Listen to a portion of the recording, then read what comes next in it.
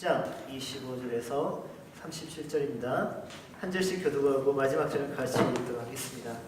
어떤 율법 교사가 일어나 예수를 시험하여 이르되 선생님 내가 무엇을 하여야 영생을 얻으리이까? 예수께서 이르시되 율법에 무엇이라 기록되었으며 네가 어떻게 읽느냐? 대답하여 이르되 내 마음을 다하며 목숨을 다하며 힘을 다하며 뜻을 다하여 주 너의 하나님을 사랑하고 또 내 이웃을 내 자신과 같이 사랑하라 하였나이다. 예수께서 이르시되 내 대답이 옳도다. 이를 행하라. 그러면 살리라 하시니 그 사람이 자기를 옳게 보이려고 예수께 여짜오되 그러면 내 이웃이 누구니이까?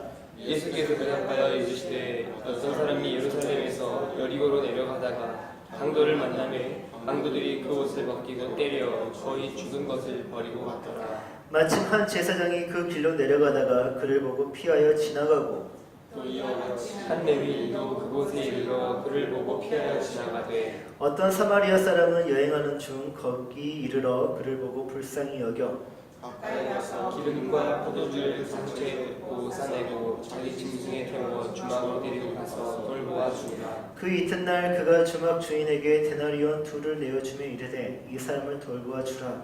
비용이 더 들면 내가 돌아올 때에 갚으리라 하였으니 내 생각에는 이 세 사람 중에 그가 강도 만난 자의 유시되겠느냐. 이르되 자비를 베푼 자니이다. 예수께서 이르시되 가서 너도 이와 같이 하라 하시니라. 이는 우리에게 주신 살아계신 하나님의 말씀입니다. 잘 앉으시기 바랍니다. 영생을 얻는 길이라는 제목으로 하나님의 말씀 전하도록 하겠습니다. 네, 예루살렘에서 예수님이 초막절이라는 명절을 보내셨고 또 겨울에 수전절이라는 명절을 보내셨습니다. 그래서 초막절이 우리나라 추석과 거의 같다고 했죠. 그리고 수전절은 성탄절과 날짜가 같기 때문에 약 3개월 동안 예수님이 예루살렘에 그동안 지내셨겠죠. 그리고 그 3개월 동안 예수님의 모든 행보와 관련된 소문들이 일파만파 막 퍼졌을 것입니다. 그리스도와 관련된 정말 예수가 그리스도가 맞냐? 그래서 그리스도와 관련된 예수에 대한 모든 행적들이 소문이 났을 것이고 또 초막절과 관련하여서 예수님이 선포하셨던 나는 생수의 강이시다 하고 그리고 또 말씀하셨던 성령에 관련된 그 모든 내용들 그리고 초막절에 빛의 축제가 있다 하지 않았습니까? 그 빛의 축제 때 서기관들과 바리새인들이 파놓은 그 함정을 예수님이 역이용하여서 그 함정을 파놓은 자들의 민낯을 드러내시고 그리고 그들의 정죄로부터 한 여인을 구해낸 예수님의 영웅담 그리고 성전에서 구걸하던 맹인의 눈을 실로암으로 보내서 그의 눈을 뜨게 한 기적 또 수전절에 하나님을 자신의 아버지로 하나님과 나는 하나이다 라고 커밍아웃을 했죠. 어마어마한 커밍아웃이죠. 그것은. 그리고 자신이 이스라엘의 양의 문이자 또 선한 목자라는 정체를 밝히면서 오직 하나만이 하실 수 있는 출애굽기에 쓰여져 있는 나는 스스로 있는 자니라 그 에고의 의미를 예수님이 그대로 사용하십니다. 다시 말해서 하나님만이 쓰실 수 있는 에고의 의미를 예수님도 쓰시죠. 이 놀라운 것들이 약 3개월 동안 예루살렘에서 막 소문이 일파만파 퍼졌고 또 명절을 지키기 위해서 각 지역에서 올라온 유대인들 뿐만 아니라 해외에서 온 유대인들이 그 이야기를 듣고 그 상황을 직접 지켜본 다음에 돌아갔을 때 그 지역이나 지방이나 뿐만 아니라 해외에서도 예수에 대한 소문으로 가득 찼을 것입니다. 예수님은 이미 이제 슈퍼스타이죠. 이 모든 것으로 인해서 예루살렘은 더욱 시끄러졌습니다. 그리고 예루살렘은 시끄러졌겠습니까?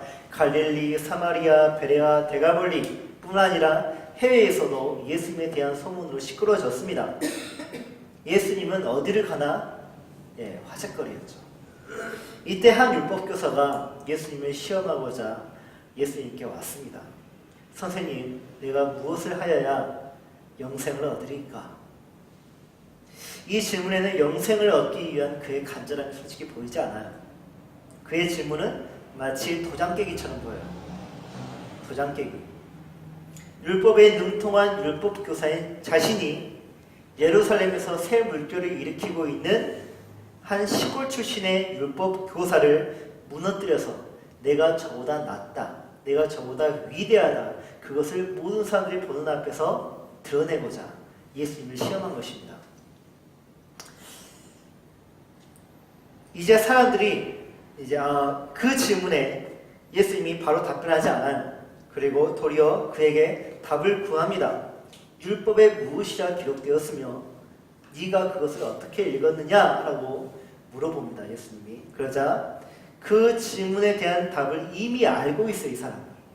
그래서 도리어 그렇게 자신이 답변합니다. 아주 자신만만하게 네 마음을 다하고 목숨을 다하고 뜻을 다하여 또 힘을 다하여 주 너희 하나님을 사랑하고 또한 내 이웃을 내 몸과 같이 사랑하라 하였나이다. 이 모습을 지켜보고 있던 사람들이 어땠을까요? 우와, 대단하다. 어떻게 613개의 율법을 저렇게 요약할 수 있을까? 완벽하다. 사람들이 환호를 했을 것입니다. 박수를 쳐줬을 것입니다. 존경하고 있는 그 모습들이 비춰지죠, 지금. 그리고 사람들의 반응에 율법교사의 코는 아주 높아졌을 것 같아요. 의기양양한 것이죠. 이제 사람들이 예수님께 시선을 돌려요. 과연 예수님은 저 대답을 어떻게 평가하실까? 만약 저 대답이 부족하다면 예수님은 무엇으로 말씀하실까? 하고 궁금해할 것입니다. 더 완벽한 대답을 기대하고 있던 사람들의 예상과 달리 예수님의 대답은 허무하기까지 합니다. 이 대답이 옳도다. 이를 행하라. 그러면 살리라. 이게 뭐지? 율법 교사의 시험을 맞받아친 예수님의 대답은 지금 율법 교사의 전 생애를 시험하고 계세요. 율법 교사는 예수님의 율법의 지식을 시험했다면 예수님은 지금 율법 교사의 전 생애, 율법을 따른 그의 생애를 오히려 시험하고 계세요. 예수님의 말씀은 마치 율법 교사인 그가 율법대로 살고 있는지 또 잊지 않고 있음을 고발하고 있는 것처럼 오히려 그렇게 말씀을 하십니다. 그러나 그는 조금도 위축되지 않고 오히려 당당한 모습을 보입니다. 그 이유는 그의 생각대로라면 그는 율법에 대하여서 완전한 자이기 때문이에요. 그러므로 그는 영생, 즉 구원, 하나님의 나라에 들어가서 살 수 있는 자격을 이미 확보한 셈입니다. 그것을 증명하기 위해서, 그것을 자랑하기 위해서 그가 꺼낸 카드가 바로 이것입니다. 그러면 내 이웃이 누구니까? 왜 이런 말을 했을까요? 우선 하나님을 마음과 목숨과 힘을 다하여 또 뜻을 다하여 사랑했고 그 하나님을 사랑했기에 율법을 철저히 지켰던 율법교사는 이웃을 자신의 몸과 같이 율법대로 사랑했음을 지금 말하고 있습니다. 그러므로 그는 자신을 영생을 얻은 사람이라고 그렇게 생각하고 있고 주장하고 있는 거예요. 영생을 얻었다는 것은 무엇이냐? 바로 상속을 받았다는 것을 의미하는데, 상속을 받았다는 것은 무엇을 의미하느냐? 바로 우리가 이제 출애굽 시대로 가야 됩니다. 출애굽을 하고 마침내 약속의 땅으로 이스라엘 백성이 들어갑니다. 그리고 하나님이 그들에게 상속물을 줘요. 상속을 해주셔요. 무엇을 주십니까? 토지. 그들에게 결코 빼앗기지 않을 토지를 주십니다. 그것을 의미해요. 그래서 그 역사적이고 또 율법적인 근거에 의하면 토지를 받을 수 있는 자격은 누구이냐? 바로 이스라엘의 후손. 그 가나안 땅에 하나님에게 그 토지를 상속받았던 그 이스라엘의 후손이 사람들만이, 유대인만이 그 토지를 상속받을 수 있는 자격이 있고, 또한 모세의 율법을 지키는 자라야 그것을 받을 수 있습니다. 두 가지 조건을 충족시켜야 돼요. 그러므로 그는, 그 율법학자는 그 두 가지 조건, 자신은 유대인이고 그리고 율법을 철저히 지키고 있기 때문에 자신은 영생을 상속받을 자격이 있다고 또 충분하다고 생각을 했습니다. 그렇다면 그가 사랑했던 이웃은 과연 누구일까? 당연히 자기와 같은 자이겠죠. 자기와 같은 자, 자기처럼 유대인이고 또 율법을 지키는, 모세의 율법을 지키는 자가 바로 자기의 이웃이에요. 그 이웃만, 율법을 지키는 유대인만 그가 자기 몸과 같이 사랑했다는 것이에요. 그리고 그는 그것을 너무나 완벽하게 지켜서 영생을 얻었다고 생각하고 있습니다. 그런데 그가 보기에 예수님은 그럴 것 같지 않아요. 그래서 물어본 거예요. 내 이웃이 누구냐? 나는 내 이웃을 철저히 사랑했는데 당신을 보니까 이웃을 사랑하지 않는 것 같다. 왜냐? 예수님이 사랑했던 이웃은 누구였습니까? 부정한 자들이었어요. 율법을 지키지 않은 부정한 자들. 예를 들어서 세리, 그리고 피로 얼룩진 그런 자들, 부정한 자들, 그리고 가난한 자들, 소외된 자들, 더 나아가 우상을 섬기는, 이방신을 섬기는 이방인들. 예수님이 그들을 사랑하셨잖아요. 예수님의 이웃사랑이 지금 율법학자가 보기에는 잘못된 사랑이에요. 그거는 이탈적인 사랑이에요. 그리고 광적인 사랑이에요. 그러니까 율법에 어긋난 사랑이에요. 하나님의 뜻에 어긋난 사랑이라고 율법학자는 지금 생각을 했다는 것입니다. 그래서 이런 이탈적이면서 광적인 사랑을 하고 있는 이 예수는 유대인의 후손이 아니라, 그래서 야곱의 후손, 아브라함의 후손이 아니라 누구의 후손이다? 바로 이스마엘과 같은 자이다. 이스마엘에게는 정통성이 없잖아요. 아브라함의 아들이지만 정통성이 없잖아요. 진정한 후손이 아니잖아요. 그래서 율법학자는 예수를 그렇게 이스마엘 같은 존재로 여겨버리는 거예요. 그러므로 지금 당신은 틀렸다라는 것입니다. 그렇다면 율법학자의 논리적이면서 합리적인 그의 반격에 예수님은 어떻게 반응하셨던 것인가? 어떻게 대응하셨을까? 예수님은 즉각적인 답변 대신에 우리는 그 감정이 수틀려가지고 보통 화를 내면서 얼굴이 빨개지면서 싸우잖아요. 그래서 변증을 하려고 하잖아요. 그런데 예수님은 그에게 한 이야기를 들려주셔요. 근데 이 이야기는 실화가 아닙니다. 예수님이 지어낸 이야기예요. 지어낸 이야기지만 유대인이라면, 그리고 거기에 있는 사람이라면 누구나 공감할 수 있는 그런 이야기. 내용은 이렇습니다. 어떤 사람이 예루살렘에서, 높은 산지의 예루살렘에서 낮은 여리고로 이제 내려가는데 그한 강도를 만나서 모든 것을 빼앗기고 생명의 지장까지 가게 됐습니다. 간신히 이제 숨이 붙어있는 상태이겠죠. 마침 한 제사장이 그 길을 내려가다가 그를 발견했습니다. 그런데 그가 피하여서 지나가고 맙니다.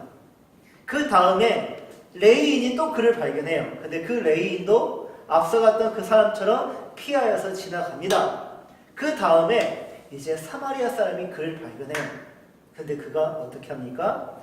그를 불쌍히 여겨 즉시 치료해주고 자기 짐승에 그를 태워서 주막에 데려가죠. 그리고 주막에서 그를 돌봐주다가 자기의 갈 길이 있어서 그 주막 주인에게 2데나리오, 그러니까 2데나리오는 이틀치 노동자의 임금입니다. 지금으로 말하면 한 20만 원 정도 되겠죠. 그 2데나리오를 주면서 부상자를 계속해서 돌봐줄 것을 요구하고 비용이 더 들면 내가 갔다 와서 그 비용을 내겠다라고 약속을 합니다. 예수님이 이 이야기를 들려주시고 나서 이런 말씀을 합니다. 내 이웃이 누구입니까? 라고 율법학자에게 이런 질문을 하세요. 네 생각에는 이 세 사람 중에 누가 강도 만난 자의 이웃이냐? 자비를 베푼 자니이다. 너도 이와 같이 하라. 우리는 예수님이 들려주신 이 이야기와 두 사람의 대화를 이해하기 위해서는 알아야 할 몇 가지가 더 있습니다. 우선 여리고로 가는 길에 대해서 우리가 조금 더 이해를 가져보도록 하죠. 오늘날 이스라엘과 팔레스타인의 들끓는 긴장에 대해서 제가 따로 말을 하지 않아도 여러분은 잘 아는 바입니다. 계속해서 싸우고 있죠. 그 안에서 계속해서 전쟁이 있죠. 그들의 갈등의 원인이 무엇이라고 생각하십니까? 그들의 갈등의 원인은 양측 모두 자기들이 아브라함의 후손이라고 주장을 하고 있습니다.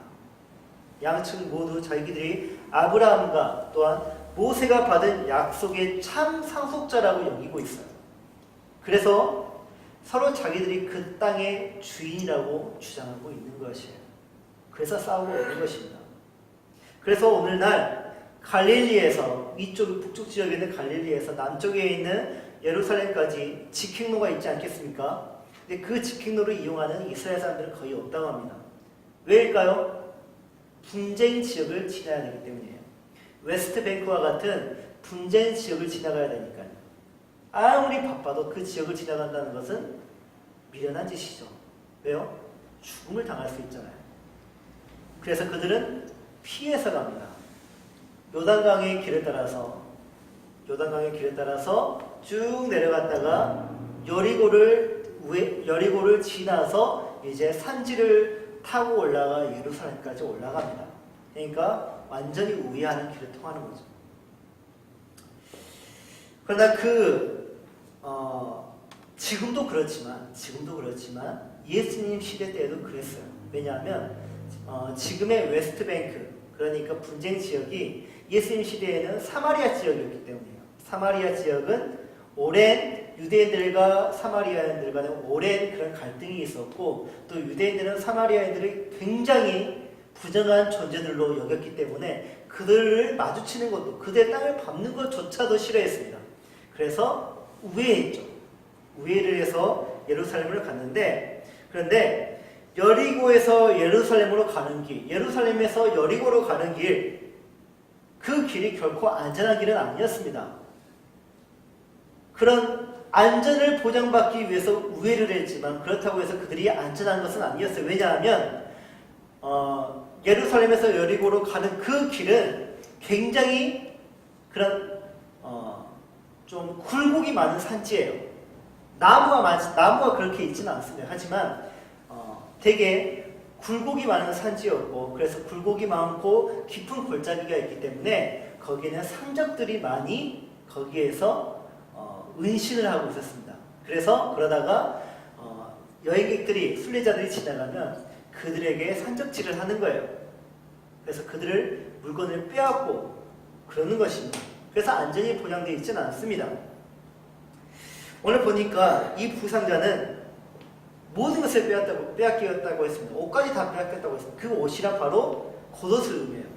이스라엘 사람들은 겉옷을 입었는데, 겉옷이란 바로 두루마기, 그러니까 우리나라의 그 한복처럼 두루마기, 정사각형의 그런 양탄자 같은 것이에요. 그것을 이렇게 이제 뒤집어 씌우는데 거기에는 술이 달려있어요. 우리나라에 그 뭐가 있죠? 우리나라도 술을 달잖아요. 근데 그 술은 바로 신분증을 의미해요. 그러니까 그 겉옷을 보면 이 사람이 어느 지파인지, 또 어느 정도의 재력가인지, 어떤 사람인지 충분히 알 수 있는 아이덴티티가 거기에 있습니다. 그런데 그가 그 옷을 빼앗겼다는 말이에요. 그러면 아무리 외모를 보더라도 그 사람이 어느 지파의 사람인지, 유대인인지 아니면 다른 나라 사람인지 구분할 수가 없는 것이에요.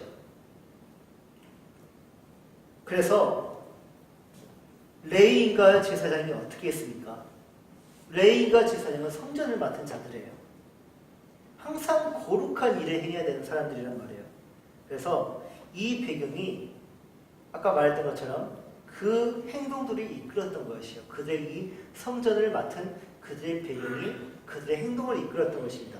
우선 레위인과 제사장들은 피를 접촉해서는 안 됩니다. 왜 그렇습니까? 피를 접촉하면 부정해지기 때문이에요. 더군다나 시신은 더욱더 그래요. 이 사람이 거의 죽은 것처럼 보이잖아요. 그러니까 시신을 만지면 부정한 자가 되기 때문에 더욱더 만지지 못하는 거예요. 성전을 관리하고 또 제사를 집례하는 자로서 자신의 성결을 유지하고 보존해야 하는 임무가 그들에게 가장 중요한 율법으로 적용이 됐기 때문이에요. 예를 들자면 오늘 제가 주일 예배를 이렇게 드리기 위해서 오는 길에 리어카를 끌고 가는 어려운 어르신을 딱 봤습니다. 근데 언덕길을 오르고 있지 못해요. 근데 제가 5분이라도 지체하면 예배가 다 늦어지고 그리고 모든 것이 뒤틀리게 됩니다. 저는 어떤 결정을 해야 될까요? 아무래도 제 마음속에는 가장 먼저 누군가가 도와주겠지. 그리고 나는 빨리 성도들이 기다리지 않도록 예배를 위해서, 하나님을 위해서 내가 빨리 가야겠다라고 생각하는 것이 일반일 수 있다는 것이에요. 그래서 이 레위인과 제사장은 그것을 먼저 적용을 했다는 것입니다. 더군다나 부상자는 아까 말했던 것처럼 신분을 드러내는 겉옷까지 다 빼앗겨 버렸기 때문에 그들은 쉽사리 돕고 싶어도 그 사람을 돕지 못하는 것이에요. 그들은 하나님의 사랑의 율법에 순종하지 못하는 한이 있다 할지라도 멀찍이 거리를 유지하여 성결을 보존하는 편이 나은 것으로 판단해서 피하여 지나갔다는 것이에요. 그렇다면 사마리아인에게는 그 일이 문제가 되지 않았기에 그가 그런 일을 했던 것일까? 아니에요.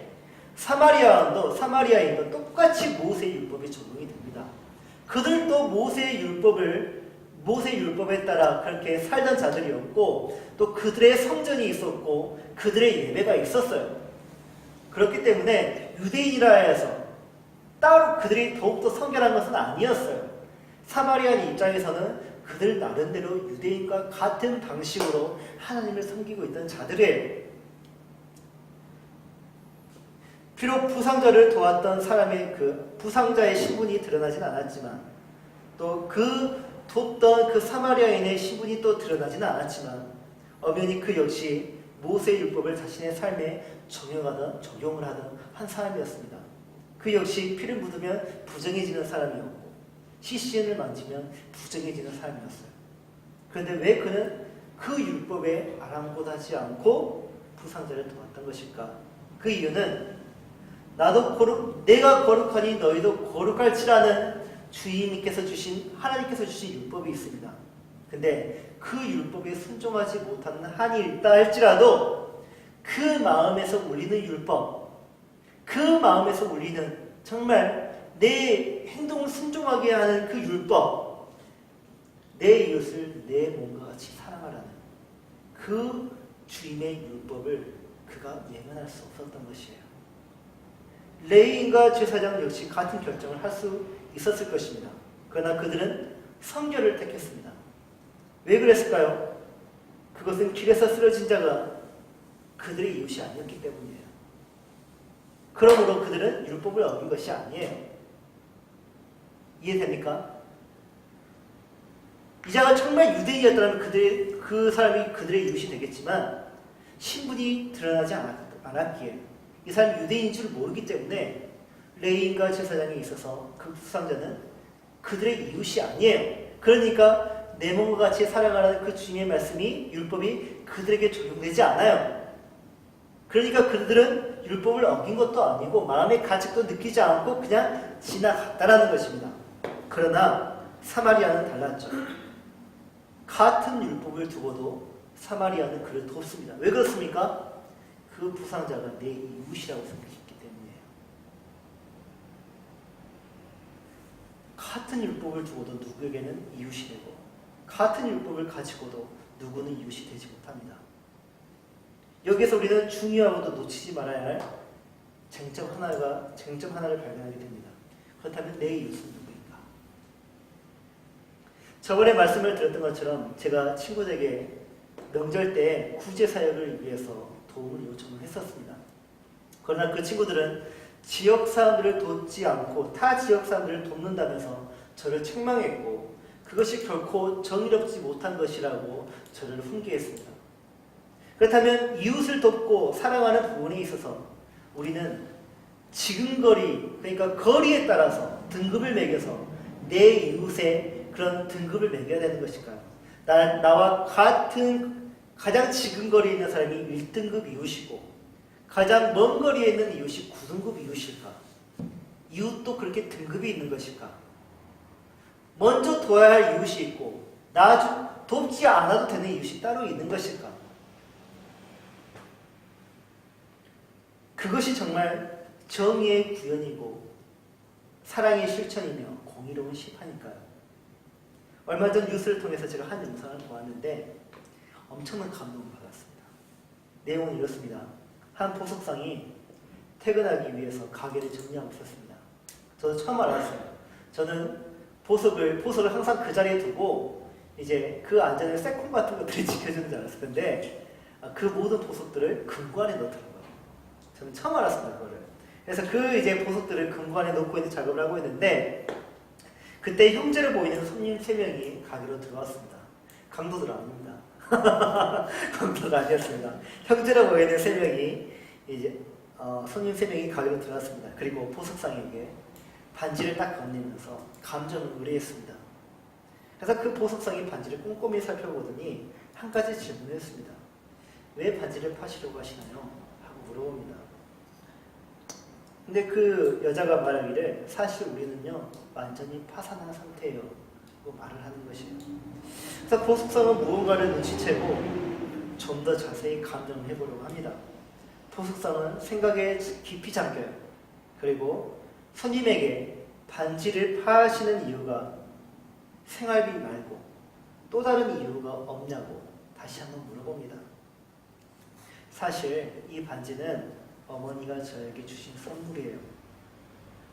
보석상이 물어봅니다. 얼마 정도가 필요하신데요? 모르겠어요.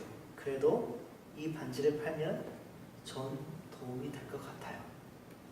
보석상은 알겠다고 하면서 견적을 보고 나서 그녀에게 현금을 딱 내밀었습니다. 그리고 이렇게 말을 합니다. 여기 있습니다. 그리고 이 반지는 당신 겁니다. 당신 어머니께서 주신 선물이잖아요. 보석상은 도움이 필요하면 언제든지 연락하라고 연락처까지 주었습니다. 그리고 그 옆에서 감동을 받아서 울고 있는 그 남자아이에게 이런 말을 합니다. 울지 마세요 꼬마 장군. 엄마를 잘 보살펴드리렴. 이 이야기는요 CCTV 영상을 고스란히 보여주었습니다. 그리고 그 대화를 이제 자막으로 보내줬죠.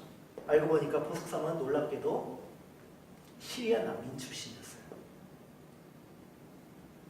그는 인터뷰에서 이런 말을 남깁니다. 종교도 출신도 지역도 상관없습니다. 그것이 인류애이며 그저 나는 해야 할 일을 했을 뿐입니다. 예수님의 이야기와 보석상의 이야기가 같은 영향을 두고 있어요. 누가 내 이웃인가? 예수님은 율법학자에게 왜 이런 이야기를 들려주셨던 것일까요?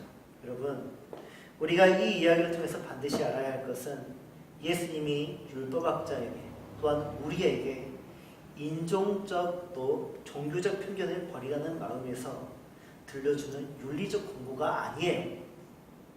우리 보고 착하게 살라고 주신 말씀이 아니라는 거예요. 예수님은 이 이야기를 통해서 윤리를 말씀하시는 것이 아니라 구원에 대해서 말씀하고 계세요. 율법학자 역시 예수님께 구원을 물어봤잖아요. 어떻게 해야 내가 영생을 얻으리까? 내가 어떻게 해야 구원을 얻으리까 물어봤잖아요. 구원론에 대해서 물어보고 있단 말이에요. 그러면 예수님은 무엇을 말해야 될까요? 구원론에 대해서. 율법학자는 내가 이렇게 하면 구원을 얻을 것이라고 나는 확신합니다. 예수님은 아니다. 구원은 이렇게 해서 얻는 것이다 라고 다시 말씀해 주는 거 아니었습니까? 결국 율법학자는 구원을 얻을 수 있는 그 조건에 율법을 말했습니다. 율법을 적용하여만 내가 구원을 얻을 수 있다라고 그는 생각했고 이웃을 사랑하는 율법에 따라 모세의 율법을 지키고 따르는 유대인만을 그래서 그는 사랑했습니다. 그러나 예수님은 그에게 한 이야기를 들려주신 후 그의 입에서 이웃에 대한 다른 정의를 뽑아내고 말아요. 그의 머릿속에서는 이웃이 누구였습니까? 나와 같은 유대인이면서 율법을 지키는 사람. 그 사람이 내 이웃이었는데 근데 그 입에서는 누가 내 이웃이라고 말을 해버립니까? 자비를 베푼 자입니다. 그렇습니다. 예수님의 가르침에 따르면 나와 같은 가치관, 나와 같은 그런 문화를 가지고 있는 사람, 나와 같은 입장이 있는 사람, 나와 같은 종교를 가지고 있는 사람만이 내 이웃이 아니라는 것이에요. 이웃이란 나와 다른 사마리안이라 할지라도 자비를 베푸는 자. 다시 말해 내가 누군가의 이웃으로서 먼저 사랑을 실천한다면 그 자가 이웃이라는 것이에요. 누가 내 이웃을 찾는 것이 아니에요. 내가 저 사람의 이웃이 될 수 있는가라고 먼저 물어보라는 것이에요. 너는 내 이웃이냐? 라는 질문에 조건을 충족시키는 자가 이웃이 아니라는 것이에요. 나는 너의 이웃이 될 수 있는가? 라는 생각에서 사랑을 실천하는 자가 진정한 이웃이 될 수 있다는 것입니다. 즉 이웃은 너가 아니라 나에서 그 관계가 시작되며 누가 나의 이웃이 될 수 있는가가 아니라 나는 너의 이웃이 될 수 있는가에서 그 관계가 실현된다는 것이에요. 이처럼 예수님은 사마리아인과 로마인을 비롯한 이방인들과 대적하는 방법으로는 하나님의 은혜의 삶을 또 하나님의 은혜를 삶으로 보여줄 수 없음을 깨달으라고 율법학자를 비롯하여서 모든 유대인들에게 도전을 주십니다. 이 시점에서 율법 교사에게 필요한 것은 무엇일까? 바로 회심입니다. 새로운 지식을 터득하여서 이런 것이구나 그것이 아니라 즉각적인 회심, 회개가 그에게 필요한 것이에요. 우리는 구원론에 관련하여서 두 사람의 입장이 전혀 다르다는 것을 알 수 있게 돼요. 유대인의 대표인 율법학자는 율법을 지킴으로써 우리가 영생을 얻어 구원에 이를 수 있다고 생각하고 있습니다. 그러나 예수님은 그 방법으로는 결코 구원에 이를 수 없다고 반박을 하십니다. 이것은 율법학자뿐만 아니라 모든 유대인들에게 절망을 가져다 주는 예수님의 주장이에요. 그들은 지금까지 그렇게 믿었고 우선 그들은 그렇게 배웠습니다. 평생토록 그렇게 배웠고요. 그것을 또 그렇게 믿어왔고요. 그런 신앙생활을 하고 살아왔습니다. 그들의 입장에서는 예수님의 주장이 틀려야 해요. 그래야 그들이 살아요. 그런데 상황을 보니까 지금 누가 틀렸단 말이에요? 율법학자가 틀렸어요. 논리가 틀려버렸어요. 율법학자의 논리도 틀려버렸고 신학도 틀렸고요. 성경을 해석하는 것도 다 틀려있어요. 무엇이 문제였던 것일까? 과연 율법학자가 무엇에 근거하여서 자신이 영생을 확보했다고 생각하는 것일까요? 행위 언약이라고 해요. 행위 언약. 하나님은 행위 언약을 태초에 온전한 상태, 그러니까 죄를 짓지 않은 상태에 있죠. 완전한 인간의 모습을 가지고 있는 그 상태에 놓여있던 사람이 누구였습니까? 아담이었죠. 그 아담과 행위 언약을 맺으셨어요. 그 내용 면에서 하나님은 행위의 법을 모든 면에서 완벽하게 순종을 행하는 사람에게는 영생을 주시겠다고 약속을 하셨고, 완벽하게 지키지 못하는 사람에게는 영원한 사망을 주시겠다고 위협을 하셨습니다. 행위 언약이란 무엇인가? 이를 행하라. 그러면 네가 살고 나는 너의 하나님이 되리라. 이게 행위 언약이에요. 그 조건으로 실행이 됐는데 아담과 맺으신 언약, 그게 행위 언약이 있고 또 다른 행위 언약이 하나가 있으니 바로 우리가 잘 알고 있는 십계명입니다. 이거를 도덕법이라고 하는데 이 도덕법이 바로 우리에게 주어진 행위 언약이에요. 하나님이 부모를 공경하라, 살인하지 말라, 간음하지 말라 하면서 우리에게 행위를 요구하시잖아요. 아담이 맺은 행위 언약과 또 모세가 받은 행위 언약에는 차이점이 분명히 있습니다. 어떤 차이점이 있냐? 그것은 아담이 하나님께 맺은 행위 언약 사이에서는 우선 아담이 가지고 있는 조건이 달라요. 아담은요 완전한 인간의 상태에 있었어요. 그러니까 죄를 짓지 않는, 그 안에 죄가 없는 상태였어요. 그러나 모세와 맺은, 모세 때와 그때의 사람 이스라엘들과 맺은 행위 언약은 그들에게 죄가 있는 상태였어요. 그래서 모세 때의 사람들이 행위 언약이 무엇인지, 구체적으로 그 언약이 무엇인지 예전 사람들보다, 아담보다는 훨씬 더 잘 알아야 해서 하나님이 그들에게 직접 법을 주셨다는 것이에요. 그게 바로 십계명이고 성문법이죠. 그 이유는 무엇일까? 왜 그것을 주셨던 것일까? 이스라엘이 이집트에서 너무 오랫동안 살았어요. 우상이 가득한 땅에서 너무 오랫동안 살았습니다. 그랬더니 그들이 너무 마음이 부패해졌습니다. 생각도 부패해졌고 마음도 부패해졌고 그들의 안에 있는 신앙도 부패해졌고 신학도 부패해졌어요. 그동안 배워왔던 선조들의 교훈과 규례들이 그 마음에서 거의 다 지워져 버렸어요. 그래서 자신들이 아담의 안에서 타락했다는 사실을 망각하게 되었습니다.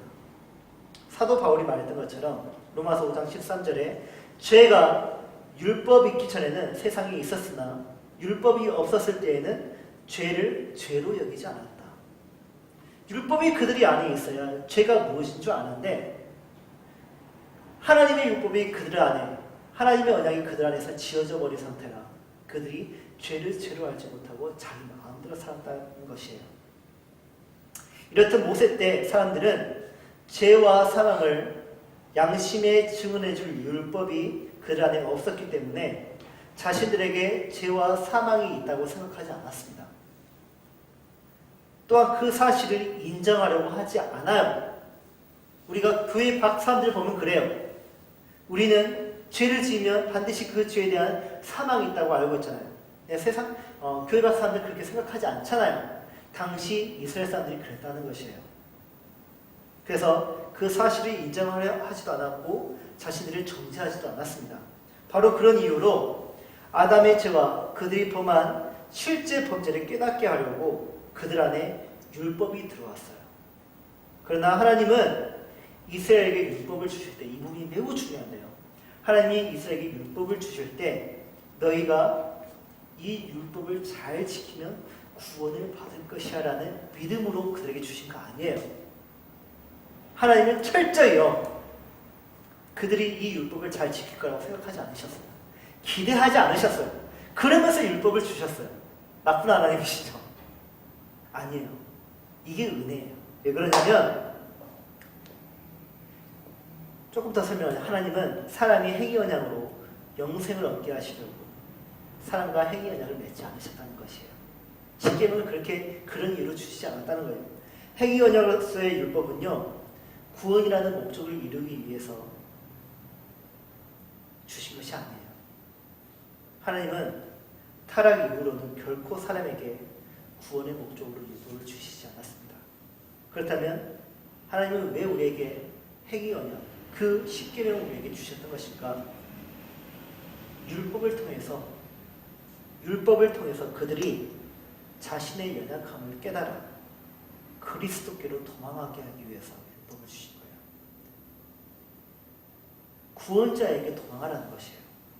너희 스스로 죄의 수렁에서 빠져나올 수 없으니 그리스도에게 도움을 요청하는 거예요. 그래서 율법을 주신 거예요.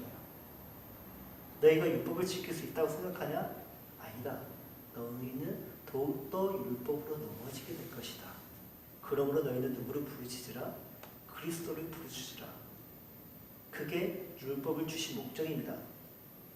죄를 드러내시고 양심을 깨우시며 자신의 무능을 확신시키셔서 그들을 자신에게서 그 자아로부터 도망쳐 나와서 그리스도께로 도망하게 하시려고 하나님이 인간에게 율법을 주셨다는 것이에요. 마태복음 19장을 보면 한 부자 청년이 나옵니다. 그 청년이 예수님께 묻는 것이 바로 이것이었습니다. 선생님이요, 내가 무슨 선한 일을 하여야 영생을 얻으리까? 이처럼 당시 대부분의 유대인들이 자기가 율법을 지킬 수 있고 율법으로 구원받을 수 있다고 육적인 생각으로 가득 차 있었습니다. 얼마든지 자기는 완벽해질 수 있는 사람이라고 생각했어요. 그렇게 자신을 보았고요. 그들이 육신으로는 율법을 잘 지키고 있었으나 실상 율법의 본질을 깨닫고 있지는 못했죠.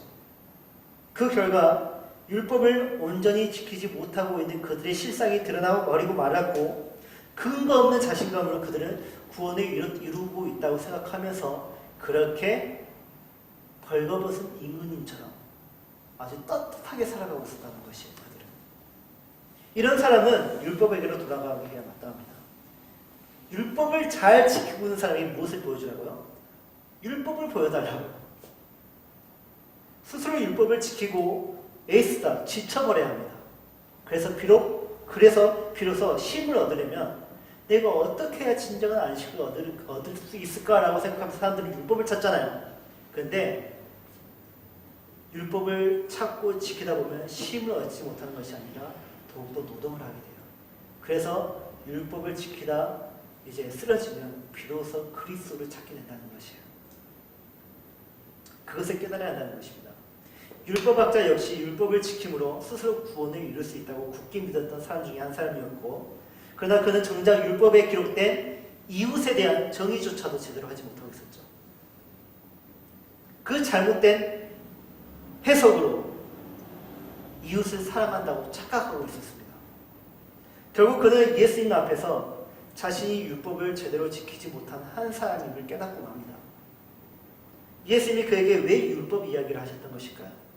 율법으로 구원을 얻으려고 하는 자, 결국 율법으로 무너지기 때문입니다. 그리고 그 넘어짐으로 한계를 느낀 사람은 결국 스스로 구원을 이룰 수 없는 것을 깨닫기 때문에 그리스도를 찾게 돼요. 율법학자가 결국 율법으로 넘어졌습니다. 그 넘어진 현장에 누가 있습니까? 그리스도가 있잖아요. 그리스도 예수가 있잖아요. 그래서 지금 그에게 필요한 것은 무엇이라고요? 그 예수에게 회개를 해야 됩니다. 하나님의 아들이신 그분께 자신에게 그 율법을 주신 그 하나님께 구원을 요청해야 돼요. 우리는 왜 주의를 지킵니까? 우리는 왜 헌금을 합니까? 우리는 왜 구제를 행하고 선을 행합니까? 그 일을 해야만 우리가 구원을 얻을 수 있기 때문입니까? 아니잖아요. 그것이 구원받은 자에게서 나타나는 현상이기 때문에, 그게 표적이기 때문에 우리가 그것을 드러내기 위해서, 그 확신을 얻기 위해서 예배를 드리고 헌금을 하고 구제를 하는 것입니까? 아니잖아요. 그것이 우리 안에 법이 되어서 그리스도에게로 인도하기 때문이에요. 하나님이 주신 율법과 우리 안에 있는 모든 법들이 결국 우리를 그리스도에게로 인도해요. 저는 주방에서 봉사하다가 넘어진 자들 너무나 많이 봤습니다. 처음으로 사랑으로 했다가 그게 율법이 되어서 그들에게 올무가 된 것을 너무나 많이 봤습니다. 직분을 가지고 그렇게 교회를 섬기다가 그게 율법이 되어서 그곳으로 넘어진 자들 너무나 많이 봤습니다. 교회를 너무 사랑해서 열심히 섬기다가 그것이 율법이 되어서 수많은 사람들을 넘어뜨리고 또 자신이 그것을 인하여서 엄청난 고통을 겪다가 넘어진 자들 너무나 많이 봤습니다. 결국 그들이 누구를 찾게 되는가요? 예수님을 찾게 되더라고요. 결국 성경으로 돌아가고 결국 예수님으로 돌아가더라고요. 결코 사람의 의와 행위로는 구원을 이룰 수 없습니다. 오직 그리스도의 의와 그리스도의 행위로 사람은 구원을 이룰 수 있습니다. 여러분, 이 예배를 통해서, 여러분의 이 주일 성수를 통해서 무엇을 봐야 될까요? 나 오늘 예배 드렸습니까? 나 오늘 말씀 들었습니까? 나 오늘 주일 성수했습니까? 괜찮은 그리스도이냐? 아닙니다. 이 모든 것을 통해서 우리는 오직 그리스도만 발견해야 돼요. 어떤 행위를 통해서 구원을 확신하는 자는 결국에는 그 행위로 넘어집니다. 그러나 어떤 일을 하든지 그리스도를 의지하는 자는 그리스도 안에서 자비를 베풀며 하나님 보시기에 선한 이웃의 모습으로 살아가더라고요. 선한 이웃이 구원받는 사람이라는 것이 아니에요. 그리스도 안에서 구원의 길을 걸어가는 사람은 선한 이웃의 삶을 살고 있다는 것이에요. 물론 그렇게 살다가 넘어질 수 있습니다. 한번 선한 이웃으로 산 사람이 끝까지 선한 이웃으로 살지 않아요. 때로는 넘어져요. 악한 모습으로 살 때도 있어요. 목사가 항상 거룩합니까? 목사도 넘어져요. 그러나 그 넘어짐으로 인하여서 구원이 취소되는 것은 아니에요. 그 이유는 구원은 내 행위로 근거해서 주어지는 결과가 아니라 우리의 모든 구원은 그리스도의 의와 그리스도의 행위로 근거하기 때문이에요. 그러니까 내가 넘어졌다 해서 구원이 취소되는 거 아니에요. 자칫 율법을 오해하고 잘못된 삶을 살 수 있는 그리스도인인 우리에게 주님은 선한 사마리아인이라는 모델을 제시하면서 오늘도 우리에게 이렇게 권유하십니다. 가서 너도 이와 같이 하라. 이 말씀에 순종하시고 오늘도 구원받은 그리스도인의 삶을 사시기 바랍니다. 이 말씀에 의지하여서 나의 모습 나의 소유 주님 앞에 드립니다. 이 찬양을 하나님께 드리도록 하겠습니다.